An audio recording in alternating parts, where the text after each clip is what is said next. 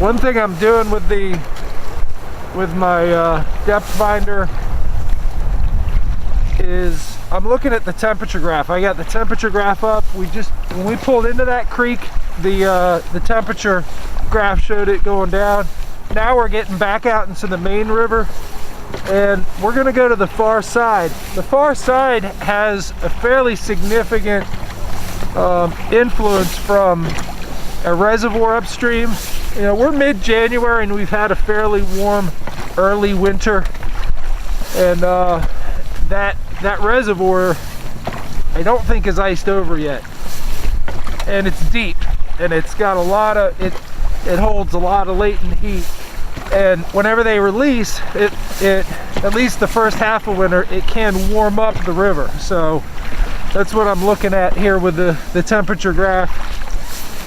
We'll see what that looks like here once we get onto the opposite bank. All right, as soon as we pulled over towards this far bank, which is downstream from the where we're getting the discharge from that reservoir, it came up, and then I backed away and it dropped right back down. So that is showing that, you know, right on this bank right here, we got some warmer water.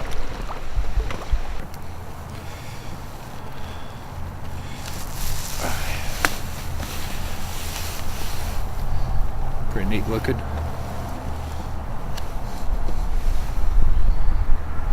All right, go tell your friend the smallmouth to come see me. Bye.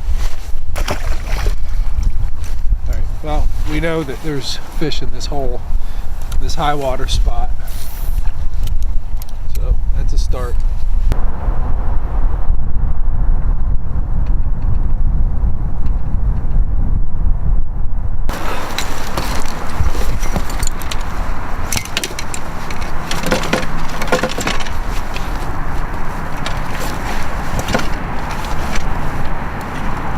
He's real muddy from the dark water. Confidence Baits blueberry finesse jig. It's a large blueberry floating bird.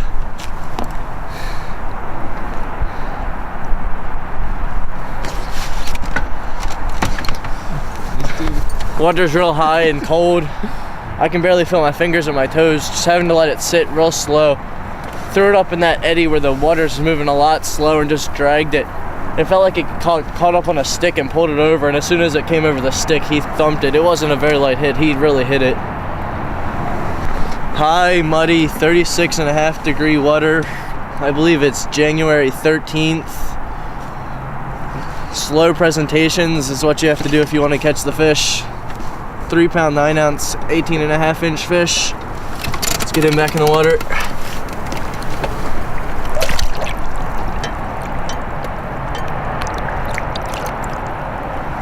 Let go of my thumb.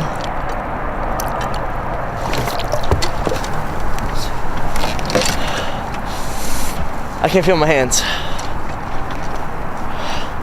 What I'm doing is I'm re-rigging this large blueberry floating bird on the Confidence Baits finesse jig. Just gotta know because the other one got torn up.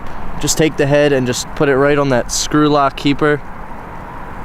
Just screw it all the way up until you get about to where you clip it onto the eye of the hook. Lay it level on the hook to see where you want the hook point to be. This is going to be about 1 rib between the actual body. Put it through, make it weedless, just skin hook it, just pinch up a little bit and pull your tail back up, and then you're all ready.